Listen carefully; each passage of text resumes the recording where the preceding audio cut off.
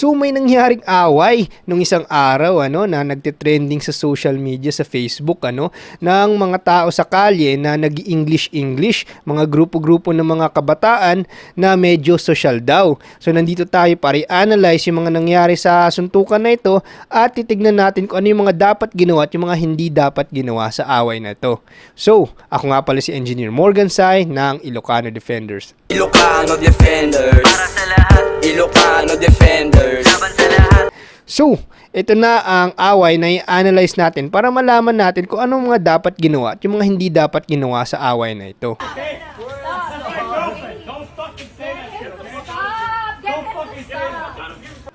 O yan.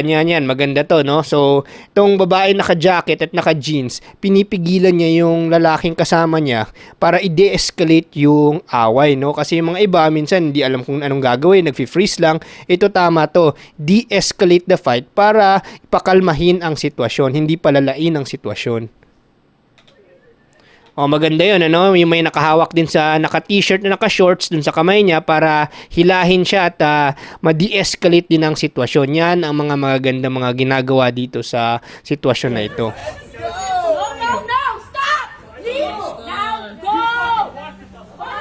So maraming natatawa dito sa naka-shades na to, no, sa online. Nagkaroon pa ng parody dun sa Pigag channel na pinaparody ditong naka-shades na babae na to kasi naka-shades siya sa gitna ng gabi, pero maganda ho ginagawa niya. Dinide-escalate din niya yung dalawa na mag-away at back off niya sila. So magandang way ito, kumbaga nag-e-effort din siya para hindi magkaroon ng sakitan sa dalawang ito.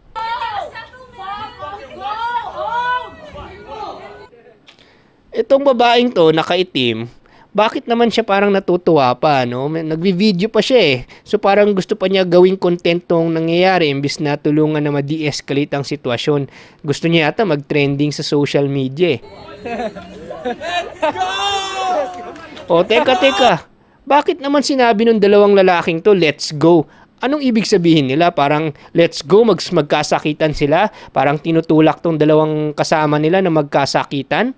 Ganun ho ba ang ibig sabihin nila? Kasi hindi ho tama yun, yung tinutulak nila yung mga taong kasama nila na magkasakitan o kung hindi nila kasama, parang tinutulak nila na magkasakitan sila. Hindi ho tama yan, Paano kung ikaw ho yun nasa sitwasyon na yan, tapos uudyukan ka makipagsabong para kayong mga manok na magkakasakitan, tapos natutuwa lang yung mga tao?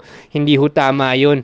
Dapat nga tao tayong nagbibigay ng peace, Blessed are the peacemakers, sabi nga sa Biblia, ika nga. So hindi ho tama yan, hindi ho tama na iniinstiga pa ang away na lumala. So para sa dalawang taong yan or kung yung mga ibang nanonood, hindi ho dapat tayo nag-iinstiga ng away. Kung hindi tayo ay dapat nagdi-de-escalate ng away, cancel natin ang pag-aaway ng tao at pinagbabati natin sila.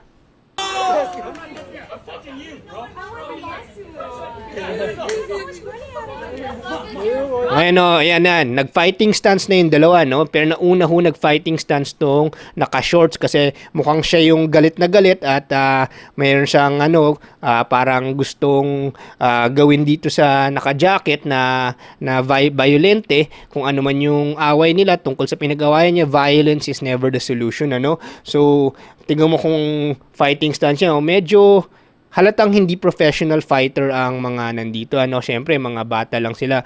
Siyempre, kasi may kita mo sa forma pa lang yung kamay niya, hindi siya naka-closed fist Parang naka-open siya yung pinky na nakalabas, medyo social, So, ang professional fighter, closed fist ho yan, Kasi di dapat naka-open pinky yan kasi baka mabali yung mga daliri natin.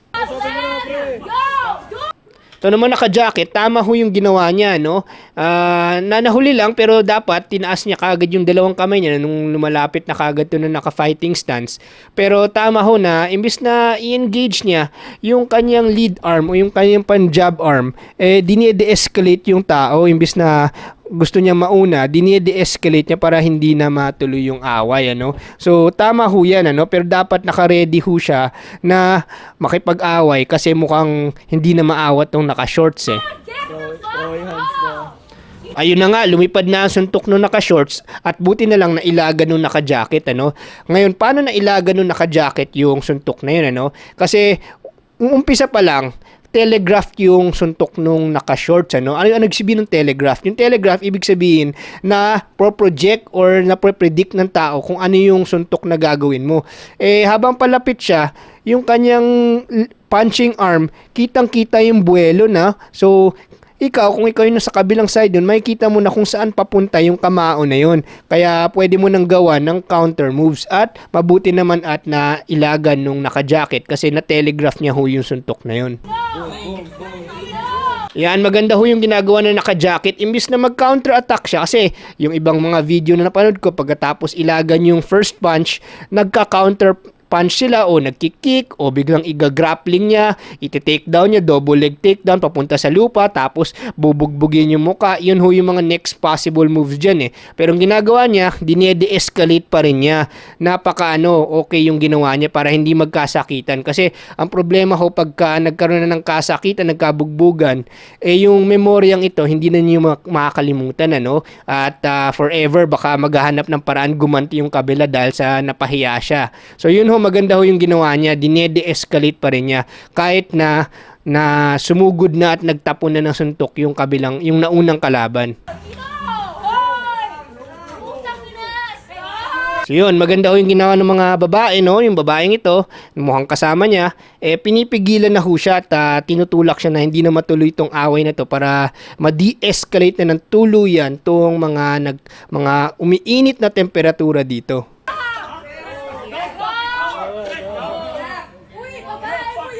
Sinabi niya, huy, babae mo yan kasi tinulak niya yung sarili niyang babae, mukhang girlfriend niya, sa init na ulo niya na itulak niya paalis kasi gusto niya sumugod. So para sa kahit there's no excuse for hurting a woman men can never or should never hurt women kasi yun ho ang pagiging chivalrous ng lalaki So yun ho.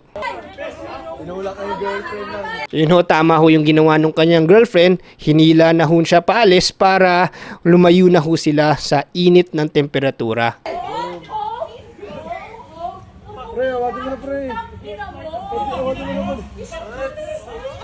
Yung ginawa naman nung naka-shades, minura pa niya. Dapat hindi na niya minura kasi parang inaasar pa niya Pero hindi na dapat niya ipahiyain yung lalaki kasi parang pag nag-scar yun, baka maghanap ng way gumanti yun sa nakapagpahiya sa kanya, which is yung kabilang lalaki nga.